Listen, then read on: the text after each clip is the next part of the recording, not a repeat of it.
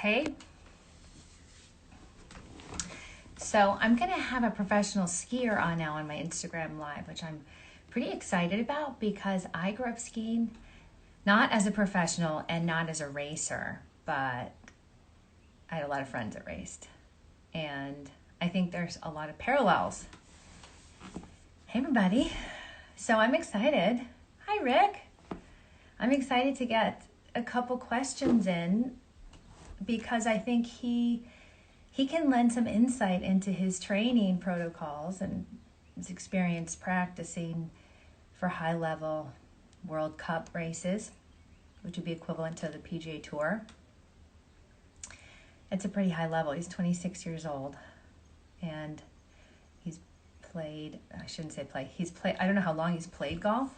He hasn't played golf professionally, but he definitely plays well enough. Here we go.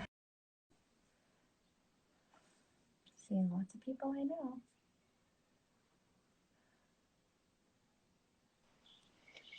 Ciao! Hello. Yay, how are you? I'm really good, thanks. And you? I'm so happy to have you. So are you in Italy right now? Yeah, I'm good, thanks. And I'm happy to be here with you. Cool. Thanks. So I was just telling people who joined that you're a professional skier and you're also a golfer. Yeah. So Yeah. and the tie for me is that as a skier, and I want to get into this more later, but as a skier, you've gone through some pretty rigorous It's training, technical training, mental training. You've dealt with pressure. I mean, there's a very high stakes if you mess up.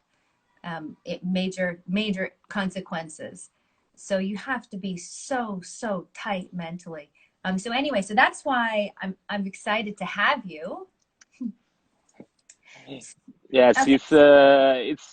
it's a difficult sport like golf also, and the mental part is really important also on the skis from the training and in the race too, because we have some risk also.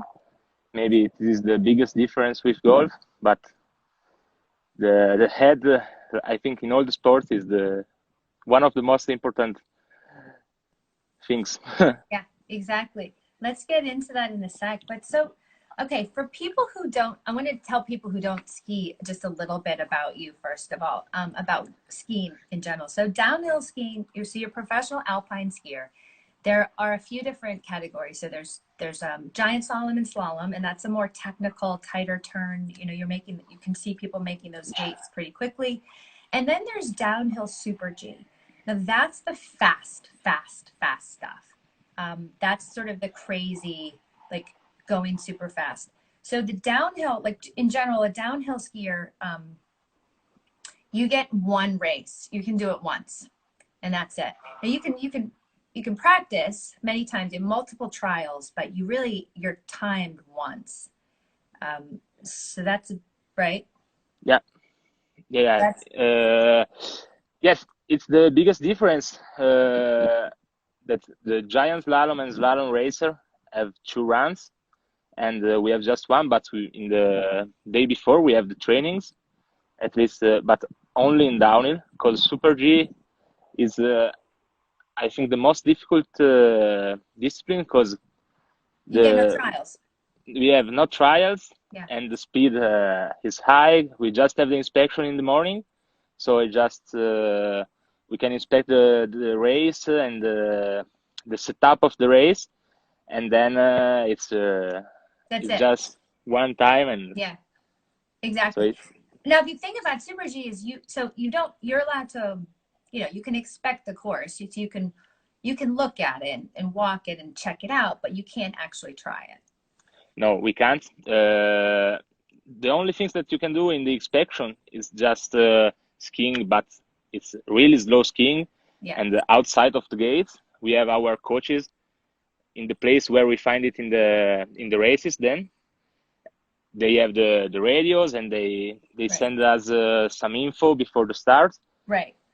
But in the inspection, it's just looking and it's important to imagine how a jump will go, how far the jump will go, Sure. how fast this turn will be, and it's just looking the snow, and there are some parts where you can't see the next gate, so it's lot of memory and experience also.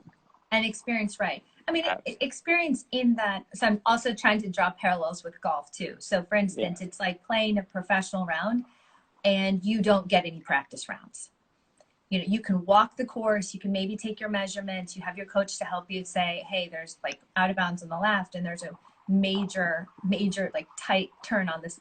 But in terms of skiing, you don't get a chance to try it. So I would think that that's got its own set of issues. Yeah, I think it's like also in the pro tournament, the guys can try the course on Tuesday or on Wednesday, but Right. then the condition will change in the day. So I think it's like a Sunday round. So it's for sure different from the Tuesday practice. So Right. it's if you want to have a parallel, it's like that. So you have to imagine how the green will be that day, or maybe it's raining on Friday, so in the Right. weekend conditions are changing. So Right. maybe it's like that. And also for us, the condition will change from 9 in the morning, and we start the race maybe at Right. 11. So Right. There's it will sun, change. Yeah. there's the snow, the temperature, all that stuff, the humidity, the Also the visibility. visibility, Yeah. totally. So, okay, we're talking skiing here, but we're also talking golf because Yeah. there's so many parallels. So in skiing, there's some major technical aspects to what makes you work well. Now, I mean, there's styles, right? Like Bodie Miller was a skier who had he did some weird stuff. He pretty far back in his, in his feet, but he got it done. Super athletic. Michaela Schiffman's really technically sound, super balanced, super strong. So, but there's some very different styles on golf too. Like you look at Bubba Watson, you're like, man, that guy hangs back, or man, John Daly's backswing's big, or mainly we've got, whoa, Dustin Johnson's left wrist is so bowed, but they get it done. Yeah. So, I mean, how much for you has been technically sound, and how much is just like in your head as an athlete? So the technical part is really important, like in golf, I think. And like you say that there are Bodie Miller and Michaela Schifrin, that are completely different skiers, Yeah. but they both have some incredible results.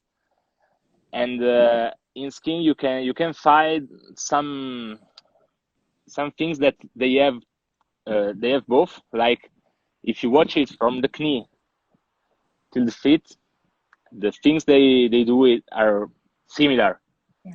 It's like when I try to learn something about golf, and like you said, there are many different backswing, and and they can do the same results or better results. Even Baba and Bode are two similar things, because Yeah. Bode was a crazy skier. He have his own style, and Baba too. Yeah, Bodie And Miller and Bubba Watson. We're comparing these two fabulous athletes, and yeah, you'd look at them, like if you looked at, I mean, maybe you'd notice, but if you saw Bodie skiing for fun, you'd be like, oh, he's a good skier, but maybe not like a massive world champion. Bubba yeah. Watson, if you saw him at a municipal course, you see him like on the first tee, and you're like, oh, you wouldn't think he's a major. You'd see the guy can crush it, but you wouldn't necessarily say that guy's swing is picture perfect. There are some things in common for both, I think. Also in skiing, like I said, there are some technical parts that are fundamental, and you have to be at that point of the turn in that position. At least the leg have to be like that. Then the upper part are not so important. Yeah, for the style. When you learn, when we work in the summer on skis, we work also on the upper part, on figure to be perfect. But then everybody has his own style, and I think everybody have to work on what works better for him. So I'm not a super technical skier. I have pretty good feet. I'm good on the flat part. I'm good in downhill when I have to be fast and straight. I love the jumps, but I have some characteristics that are my best characteristics. Then I have to work on the worst part of my ski. It's like I think also in golf, everybody have a better aspect of the game and something where it's worse. So it's just Yeah. working on that part and trying to be better, but without changing everything. Because in the highest level, for high level athletes, it's difficult to change a lot in the career. You can change some little things that help you, but then you have to find the best things for you. Okay, so time out a sec. Everybody, does this sound exactly like golf? It sounds Yeah. exactly, you know, like who cares what you look like if it works? You know, and I believe there like in skiing, there are some certain aspects. You need to use your edges a certain amount. There's some physics involved that one cannot argue with golf or with skiing. It just is. Like there's just physics about speed and using curves to your advantage and all kinds of stuff. So I think that's fascinating. Okay, and then what you also said was, you know, you got to work on your technique to get better because nobody's perfect all around except maybe Tiger Woods. Yeah, I um, think so. that being said, you know what? In skiing too, the snow may be just a little icier in this one little place and you kind of lose your footing. That one little moment. And that's not necessarily your fault. It's just the environment and you couldn't control that, you know? Yeah, this is also what I say to the guys who ask me what you find that it's similar in golf and skiing. And I always say, at least this is my way to think, that in golf, when you start your backswing till you end your swing, you don't think. You have worked on that before you have to imagine the shot and all these things, and then you go without thinking. Right. And in ski is the same. I have my inspection, I have my ideas, I can imagine what I have to expect from the course, from the snow, from everything. But then when I open the gate from there till the end, I can't think at the technique, at the different things. All the races that I remember that I think something, it You was did because I was too slow.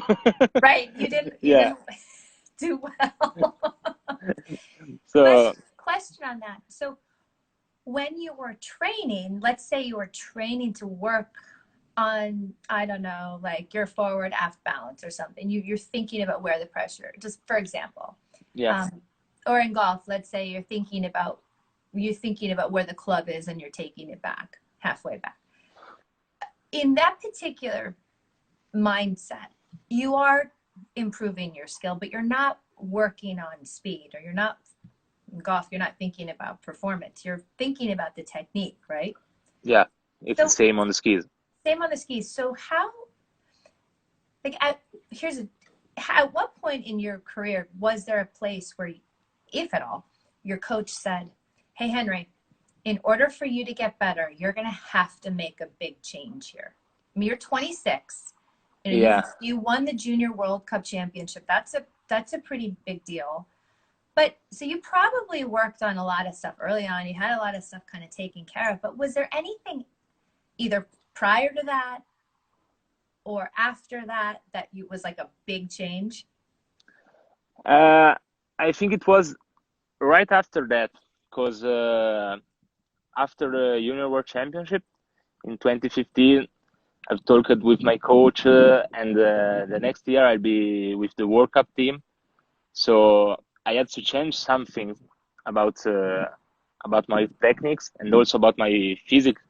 So I trained a lot in the summer in uh, in the gym and with my physical trainer, and I'd make a big change on my body before, and then I tried to change something on my skis. I also switched from different skis.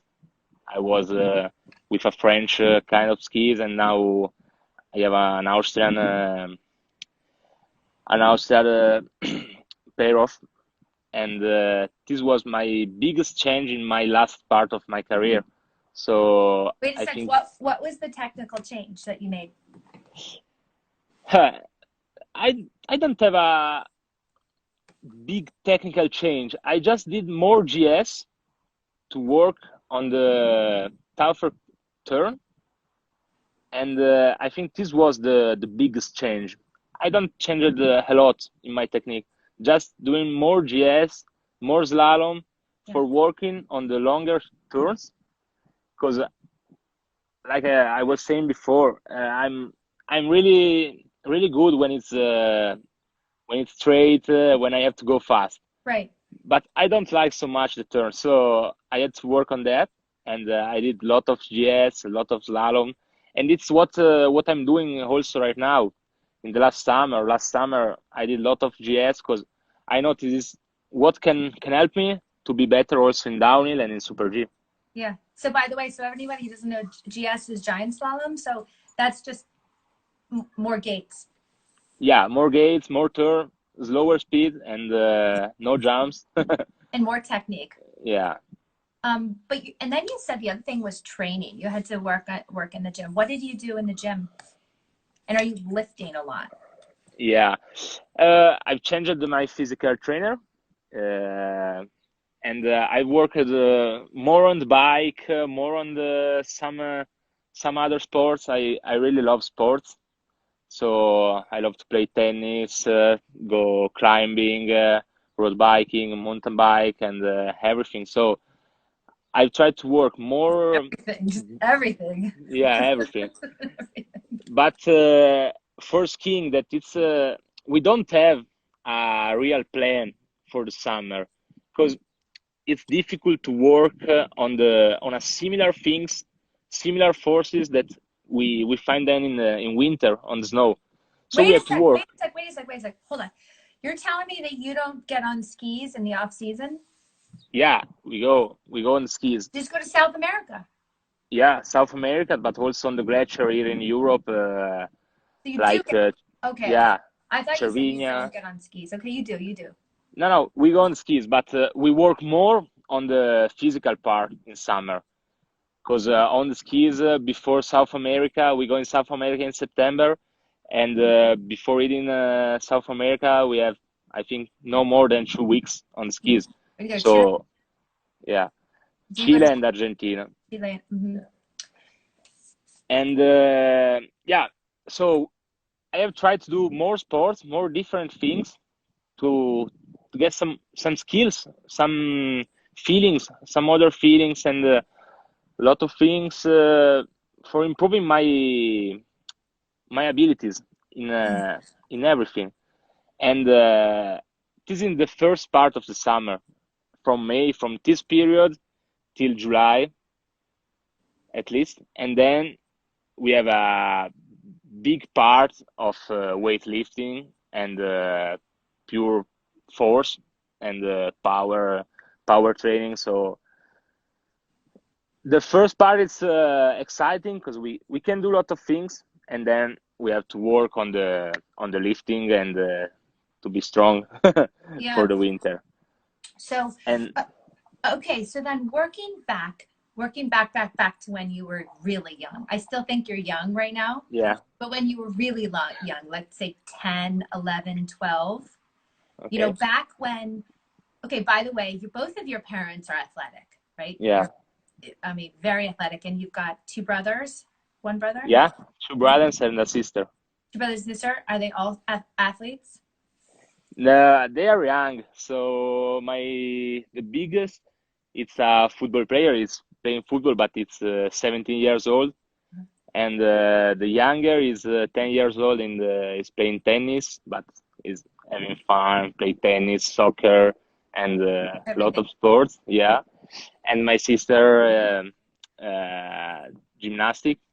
So yeah, they all love sports, but in the family we love sports, so everybody do something in the day. So It's in the blood. It's in the blood. yeah, Okay, so back when you were 10, 11, 12, kind of like your brother who's playing tennis right now. yeah, Before you were considered, an excellent skier, you were still training. How much do you give credit to your coaches or your program that you were in? yeah. When I was 10, 11, 12, I was playing soccer. I was playing golf in summer. So skiing was it's like the other sports. Then I live between the mountains, so it was my biggest sport just because I live here. But Right. in summer, playing golf was the best things that I would like to do, and playing soccer and all those things. The coaches were funny, and it was like a play. We were a lot of guys, and luckily it wasn't gate training runs. It was we go skiing, we have fun, we go free riding, we go jumping, and this was, I think, the luck for me because I always had fun when I was young. Because skiing is really difficult because it's always cold. Sometimes you have bad weather, Yeah. and it's not easy for the youngest guy to love it. So now I can see when I train a lot of young guys that train more than me or like me in the gates, and I think it's sad, and it's not what I would like to do to my son, or if I were a coach. Till 16 years old, I think everybody have to have fun. Then you Is can everybody train. is everybody hearing this? Because this is Yeah, the same in golf, and you have these parents that just grind, grind, grind, and think, well, it's not just the parents. I shouldn't say that. It's also the other coaches on other teams, whether yeah, it's yeah, whether it's soccer or football or baseball or basketball or whatever it is, there or lacrosse. There are scenarios where coaches might say, well, your kid is 10, he has to play on the travel soccer team, or else he's not going to make it to the all-star team. And if he doesn't make it to the all-star team, he's not going to make it on the school team. And if he doesn't make it on the school team, he's not going to make it on the, and it's like that starts so young in the US. yeah. Then in the US, you are lucky that you have that kind of school, that kind of college where you can do your sports, study, and a lot of things. Because here it's quite difficult to study and do a sport, or trying to do a sport at a good level. Yeah. It's quite different. But yeah, what you were saying, it's true. In the last years, young guys are pushed, I think, too much to do adult things. I think to work like pro athletes, and Yeah. Yeah, and it's a little too much. So the PGA of America, and I'm going to start talking about your golf too soon. The PGA of America has adopted and taken part of the American development model, which essentially is a long-term athletic development model, which says, what you're saying, kids need to have fun, and the skills that they learn need to be in environments that are appropriate for their age and their developmental level. And so if that means to create games and to change it up and to have them play different sports, great. If they're ready to add competition and add some stress on a competitive level, okay, fine. But don't make it all highly competitive before they're ready. So yeah, I I think think it's the right way to do. Then I'm not a coach, I'm not a trainer, but it's too too early for 10, 11, 12 years old guys to work like athletes. Yeah. And I think it's also good for him to do more sports and learn a lot of things. Because also, if they become skiers, if they can play basketball, play soccer, play golf, play baseball, are all things that for an athlete are important. I think for an athlete, everything is important. It's not like just learning how to do the right turn in Super G. It's how you can go there, how you can be there, and work on that. But there are many ways to work on that. So it's You said important it, to have Isaac. fun. You said it. I could not agree with you more. I think that's so it's so refreshing to hear it from someone in a different professional sport other than golf, because we sit here and, you know, as golf coaches, we talk about this all the time, but you know, it's nice to hear that other sports and other athletes are kind of taking the same approach. So, all right, let's get back to the mental game for you, because I think that's so strong. All right, a race is what, 2 minutes, 3 minutes max? Two, Two two and minutes. a half the longer. It's Wengen, but 2.5. But it's downhill. It's around 2 minutes. 2 minutes. And the trails are pretty, I mean, a mountain is a mountain is a mountain, right? Like Yeah, there's certain trails that are the same. I mean, there's some pretty famous trails. What's that? Oh, what's it called? Kitzbühel. I mean, it's good. have you Yeah, skied that? yeah, yeah, So yeah, Kitzbühel's known, if you're not a skier, as like the toughest trail maybe in the world. So yeah, steep. So it's in Austria, right? yeah. So I don't even think women ski it, do they? No, no, no, no, no. Just the man. So, Just the man. but that is set up the same every time, right? Quite the same. Then there are some years with more snow, so it's It feels different. easier. It's like saying that Augusta is easy. I don't know. And there are some years with less snow, so it's more icy. But in the last year, all the races are with snow. It's injected snow, so they put water on snow to make it icy and faster. Yeah. And it's quite similar every year. Right. But ice is not a big deal for you. I mean, ice for you is fine. You just have to know how to deal with it. Yeah, Kids was the first time in Kitzbühel. I think it's crazy for every skier. It's what you dream. It's like a dream. And the first time I was there, I was really scared about. After the inspection, I was saying, no, this time it's maybe the first time that I'm scared, really scared. And this is because it's too big, the history of this slope, of that little city, and to be there for me was incredible. So I was scared, but I was super excited. Right. I remember in the starting gate, they said 1 minute, and these minutes for me, it's always so long. But that time, that little minute was so fast. I remember 1 minute, and I think after 1 second for me, 10 seconds. I would Right. say, okay, it's time. Go and be ready, because if you are scared, it's dangerous. It's dangerous. Yeah. So I take some energy, some passion. I said, okay, now it's time for excitement and for doing what you can do. If you are Right. here, you can do it. So So we're talking, Kitzbühel is just a very, very difficult trail it's a very famous trail in professional skiing in Austria.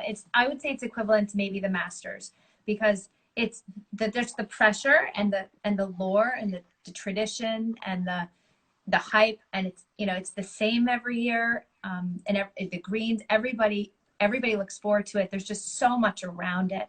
But I think that the only difference is the setup at Kitzbühel is very, very, very challenging. So you also said the mental prep. I mean, that right there is that's a real mental challenge. what helps you get through that? Okay, I really love to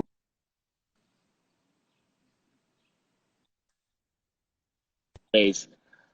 I was talking with a friend of mine, I think 2 days ago, and he asked me, "But you're not scared? You have no pressure at the starting gate?" But I said, "I work 11 months in a year, and I have 20 races. All the races are about 2 minutes. So I work 11 months for 40 minutes in a season. How can I be scared, or I have to be happy to be there?" So I have worked a lot to race for that race, for my races. So when I'm there, I'm happy because I know that I've worked for that. And Right. this is the time where I can show what I've learned and what I've worked for. So for me, it's a really pressure to race. Then for sure I have pressure because every race is important. I have some more important races, some different moments in a season, in a career. And what can help me is to be really relaxed in in the race day, and to don't be too serious, to don't stay too much focused. Lot of time in the morning because the Yes. mornings are so long. We wake up at 8 and we race maybe at 1 p.m. So I have to use at my best that time. Don't be too focused and be focused when I need to be focused. Right. I Protect think your in mental. golf it's like when you're walking, Yeah. you can't be too focused on your next shot Right. or the shot you have to do. Right. It's like the same. 5 hours are so long to be focused, and Yeah. this is a similar things, I think. Totally similar. Yeah. So it didn't, so nobody in your family plays golf. No. No. Do you have any friends that play golf? Yeah, I have a lot of friends that play golf. Yeah, Is that how you and got into it? sorry. Is that how you started golf? No, I started play golf because I was at the beach with my grandma, and she had a gift for me, and there was a plastic golf set, and I started to play golf when I was 6 years old, I think, there, and then I pushed my grandma and my granddad to say, "Okay, I want to play golf. Bring me to a golf course. I want to learn." So I started like that, and I played till till 12 years old, I think. No, 15 years old. Then I had school, ski, and I stopped with my golf, and now I'm back at it around 5 years ago. Wow. So 5 years ago, you picked it up again. Yeah, And so there's clearly, you took your knowledge about how to hone a skill in and how to manage your mind and how to work on technique, and you applied it to golf. yeah. I love to study also in golf now in this period that we had the quarantine, so a lot of time also for doing some different things.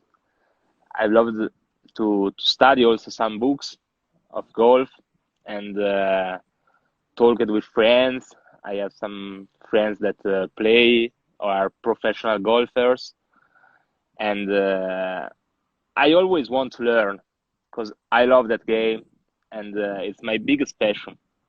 Really? So yeah, so it's fascinating. So also studying, it was I think 10 years that I wasn't studying a lot Right. like these days.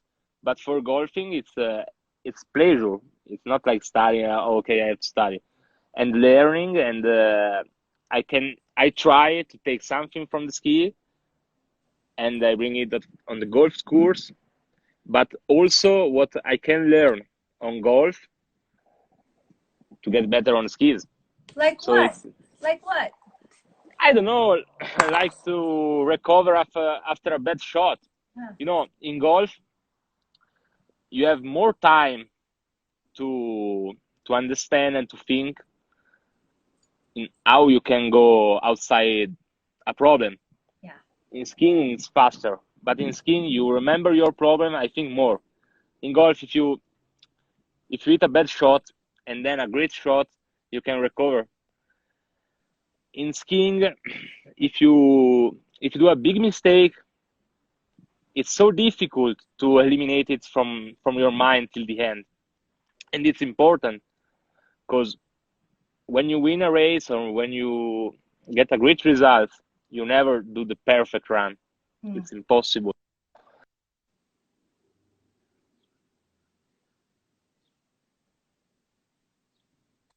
My mother called me. Hi, Mom. and and it's important to learn how to go through an error and don't think about that. And you say, okay, it's an error, but I can go now. It's in the past. Yeah. So this is things that I can bring from golf. Because if you think that after a bad shot everything is so bad, you can't go It doesn't through. help. Yeah. Yeah.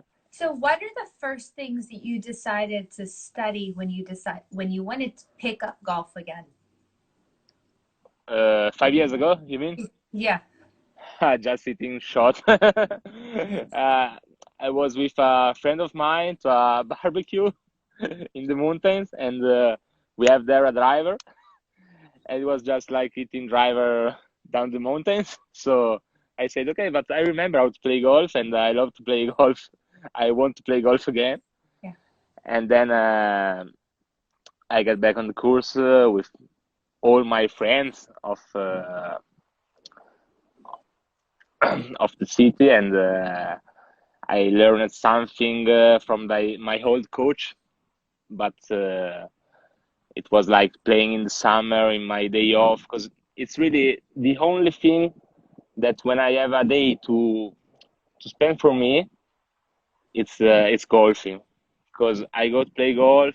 It's like when I, you know, like the day before Christmas when you go in the bed and you Yeah. say, okay, I hope that the night will be fast because tomorrow it's a great day. Right. And for me, it's the same when I have to go play golf the next day. You're like, If I know that tomorrow I play golf, I can go in the bed and say, okay, tomorrow I play golf. I hope that the night will go yeah, yeah. fast. It's like that. So So you know in skiing that the equipment matters a lot. yeah, And I don't know who your deal is with your equipment, but I mean, you're probably testing new stuff often. The boots being perfect, that's a big deal to get the boots right. And the skis, and there's all kinds of specifics about the weight and the width and the edges and the materials and all those kinds of things.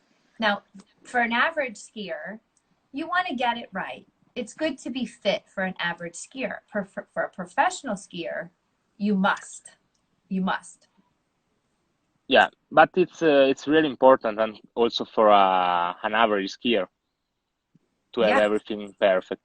to have Yeah. everything perfect. I mean, an average skier like me, I'm skiing all kinds of terrain. I ski some ice in Vermont, and I ski a lot of moguls because I love bumps. I love the woods, but I don't race. So I'm not, I don't need racing skis, but I need skis, but I also go out west and ski powder, heavy powder. So, I want a ski that's going to work with whatever I'm doing. But does it have to be perfect for me? Doesn't Yeah. matter. It's no, because it's important to have the hedge of the skis, because you can't have fun without the hedge, because it's not skiing, it's sliding, so it's different. And also for the boots, okay, it's not like our boots, because maybe our boots are not so comfortable, and maybe you can find something that is comfortable for skiing, for going in the restaurant, for having lunch, or I don't know. And it's really important because I think to have fun, you always to have a great setup. and it's also easier to ski and to be better on the skis if the skis and the boots and everything is alright. Okay, And that's it's just like golf too, isn't it? yeah. So, like somebody the other day was asking me which Titleist irons I think he ought to try, the T100, T200, T300. So the T100s are the professional model. That's what, say, Jordan Spieth is playing. The T200s are a little more forgiving. I play the T200s with my short irons. The T300s have a bigger, more forgiving face. So I use the long irons. I have the T300s.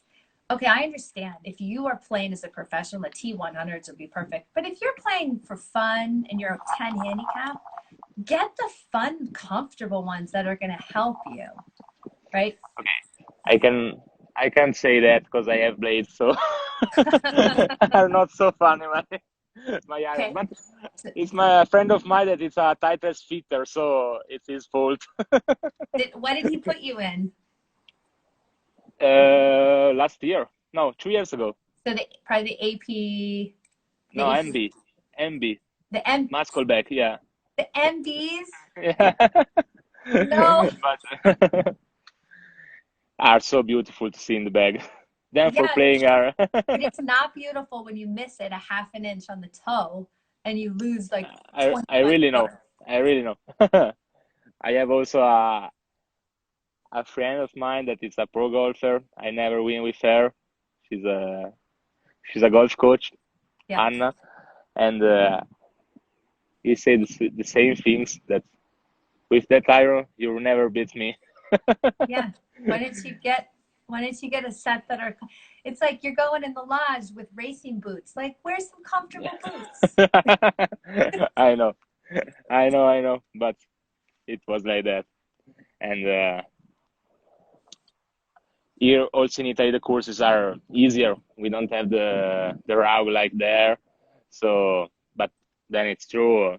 For sure, the T100 I tried it and are so beautiful, and also because I can't train a lot in golf. Then Yeah, I was trying, I was practicing right now, but it's different for me because it's not my sport, and yeah. with more forgiving iron are for sure better. Forgiving irons. Go with the T200s. Okay, so here's a question about coaching because you have parents that are coaches, right? Yeah. You know the value of a coach. What are 2 or 3 things that you've learned from coaches, like life lessons? Okay, so uh, I had a world champion this year that was one of my coaches, and from him I've learned a lot of things about the season, how to manage the season, because the season is really long, and you always have some tips for working and not working too much in the season. Right. There are some periods in the season that are good for working, and some other that are good for performing. And from him, I've learned a lot of that. Then I think the most important coach for me, and I was from 14 till 18 years old. He was my coach, and from him I've learned how to work on the skis, how much to work on the skis, and a lot of techniques, because these were the ages of the changement, no? Also physical changement and technical changement, because I was growing and kind of skis, it's changing a lot. So from him, it's all the technique that I have right now. And then I had the physical trainer in the workout team like 3 or 4 years ago. It was so important for me because I've learned how to train in the summer and how to get better, to Right. work a lot, and it was important for that part. It's never easy to work in summer for ski, and with him it was a great year, and also now we work really good That's together. great stuff. So between ages 14 and 18, you really learned how to, I think of it as periodization. So there are times where you're going to be in your preseason, there are times when you're in season, times where you're off season, and you may have to manage different phases of your year according to what's coming up and what you've got to prepare for. Then when you're in season, what are you doing to pace yourself? And how are you managing staying This is sharp, difficult. but not overdoing it, right? Yeah. Yeah, Where are you right now? I'm in the tennis court of my dad because I was just in the court, and I was practicing. I have my training net here, so but my phone was without battery, so now Oh, I'm inside. are you gonna I hit just some? Are you gonna hit some shots for us? Do you need some help? it's everything here, the the blades This is and everything. great. So this is at your house. So you could play tennis or hit some golf shots. Now this is the tennis center in Aosta of Mm-hmm. my dad, so it's not my house, but in this period that we are in quarantine, it's closed, so nobody is here, Closed. Yeah. and I can come here. I have some music, my net, and I can train a bit. In the That's morning, I was at the gym, and now just having fun. fun. What do you think you're gonna end up doing with golf? Keep it as a hobby? I hope not. It's one of my dream is for sure after my ski career to try at least to become professional golfer as coach maybe because maybe it's late for trying to play it and I'm not good enough because I never Never know. had a lot of time, but I want to try to be a professional golfer because why not? It's a dream, it's a big passion. I train a lot for that because in summer when I have two trainings in a day for skiing, then I end up at 5 p.m. my training. I go to driving range, hitting balls for 2 hours every day. So it's it's a real big passion. So why not? That's right. So, and you know as well as anyone that it's not just skiing down the hill. It's what are you doing on your skis when you're going down the hill that matters. Yeah, And yeah, it's the same with golf. So, yeah. And it's more important in golf than in skiing. Sometimes in skiing it's important to do some kilometers and to be on the slopes, yes, and this is important. In yes. golf, it's more. I think it's more difficult in golf Well, to. I certainly believe, just like skiing, that in golf there are some specifics for impact that you really have to get right. And there are ways to measure the path of the club moving in. There are ways to measure how open the face is or close the face. I mean, there are so many parameters that like 26 parameters that TrackMan can measure to give you more feedback about what your club's doing. Oh, you have a TrackMan. It's a friend of mine. Fantastic. Yeah, Fantastic. So, well, I'm happy to help you understand some of those numbers. But you did say you have a friend who's a professional. yeah, a lot of friends. That's great. That's Yeah. great. That can really give you some good feedback. Well, I would suggest you really rely on those people to help you get very strong patterns now. Yeah, they they help me sometimes, but it's difficult now because we can't meet. Yeah. So I just can send some numbers, some videos, and this is good enough. But playing together, go in Torino where I play golf, it's different. Now I really miss to see to see the ball fly Yeah. because I'm hitting balls in the net from about 2 months. Yeah. So this, I miss it because also trying, also practicing like that, it's boring after a bit. Not boring, but with It's the not as TrackMan it's exciting. easier because So you can do. make sure you're doing your short shots. Are you working outside? Do you have grass? You can hit some balls outside, 20 yards, 30 yards, 40. I guess you measure in meters. But, under 100 meters, keep, and try to hit your target on the first try. Or how many can you get within a club length? Like things like Yeah, that. That is really, really fun. Play some games, some short games. And you could keep track with points and then try to beat your own score. So, yeah. you know, Yeah, I have also some friends that live close to me, and we did some challenging between us in the bucket or just in the garden, and it's a good way to have fun right now and yes. to eat some balls. And also one of the book that I read in this quarantine was the Short Game Bible. So I learned also how important is Yeah. that part of the game. So, but I really love to do short game things. So I play a lot of that. Also, when I'm in the course, it's the I think the most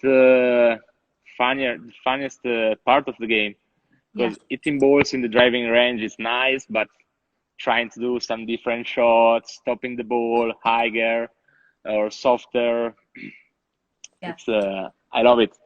That's right. That's exactly right. And you don't get to putt on a green, but you can still putt inside too. Get your technique right. Yeah, yeah. I have built a little putting green in the room at home, so so That I do. that is fun. I'm trying to keep in my golf on shape for for what will happen.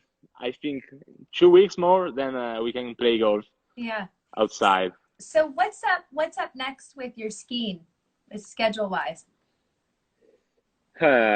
We still don't know because now the situation is difficult for that because the gondola it's uh, it's closer and in the gondola we are maybe 50 people in the same area. So with that virus, uh, we still don't know what will be the summer skiing season and also the rule about that.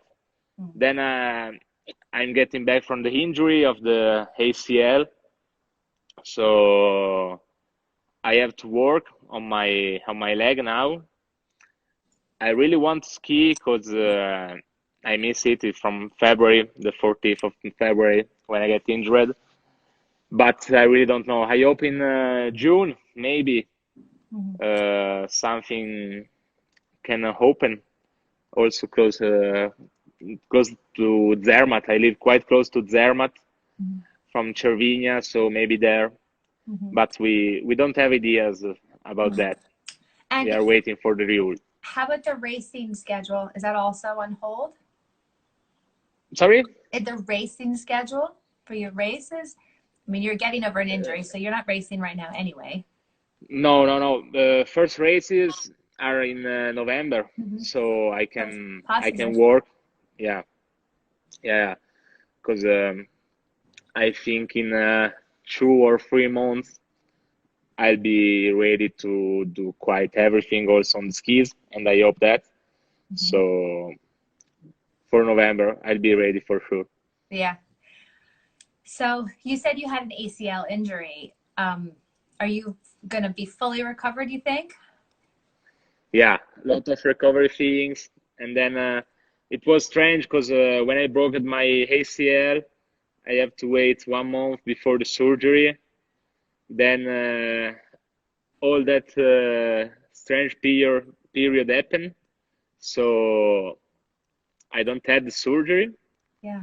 So I'm trying to get back from the ACL without the surgery. So I'm working a lot in that. Mm. It's uh, it's like a bet because all the skiers, it's like broken ACL and 1 month surgery, 6 months to get back on skis. Mm. For me now, it's impossible. So it was like, okay, we can try it this way. It's could be great, but could be not so good. Mhm, But mhm. this is the only way for me right now. So I have to work on that, believe on that way, and it's just about working hard, like everything. Also, after the surgery, you have to work hard, and it's the same without the surgery. You're so strong. You're going to be fine. Thank. That's great. Um, so great to talk to you and hear your thoughts on how you grew up as a skier and your thoughts on golf. It's incredible how similar the Yeah, two sports are in terms of preparation and the mental side and the technique side and the fitness side and growing up as a youngster and developing that passion and the fun for the skill, because then it made it fun and you didn't get tired of it or burnt out of it. You really loved it inside. You loved it. yeah, yeah, a lot. Thanks for the conversation because it was a pleasure for me to talk with you, to learn some more things because it's all about learning and talking and high level athletes can learn from all the sports, I think, because there are a lot of things that are similar from tennis, skiing, golfing, everything. I So, I totally agree with that. So fun, and your English is great. Well yeah, done. no, thanks. Yes, it is. Well, Henry, I really hope to meet you in person some point, and maybe you'll let me ski with you, and It I'll will be bring a you pleasure golfing for with me. me. Yeah, this is could All be a right, great deal because I love the state, so I could come for skiing in Vermont that I never been there, and then we can play golf together. perfect deal. Okay, all right. All right, stay safe, Henry. Talk to you soon. Thanks. Have a Thanks. nice day. You too. Bye bye. Bye.